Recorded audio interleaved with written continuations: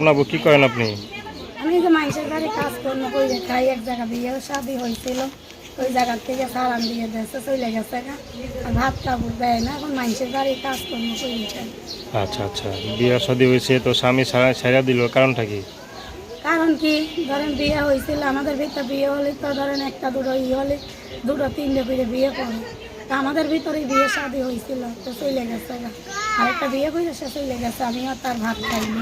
আচ্ছা, তো এখন ইউটিউবে আসলেন কি বিয়ে শাদীর জন্য না সহযোগিতার জন্য? যে ভালো একজন মানুষ পাই গৃহস্থ, এখন তো আমাদের বিশেষ কাছে বিয়ে বসবে না, যে গৃহস্থ কোনো একটা লাগাই ভালো দেখে, যে দায়িত্ব নিতে পারে, সে তারা যদি মাইনে নিতে পারে তো বিয়ে বসার রাস্তা আছে।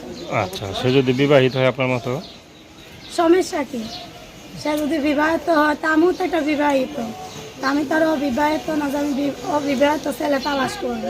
না, তার আপনি তো মনে করেন স্বামী নাই, এখন দেখা গেলো তার স্বামী আছে, তখন সেই ক্ষেত্রে কি করবেন? সে যদি স্বামী থাকে তাহলে তো একটা তো সে তার বিয়ে শাদী করবে না, সে তার ইচ্ছে করে বিয়ে করবে না, সে তো টাইম পাস করার লিগে ফোন দেবে। আচ্ছা ঠিক আছে, আর যারা সত্যিকারে যারা বিয়ে করতে আশা করবে কি করবে, তারা তো ভাই ছিল সব বলবে যে আমার এই আছে, কি এটা আছে, কি এটা নাই, তারা তো ভালো মতনই বলবে।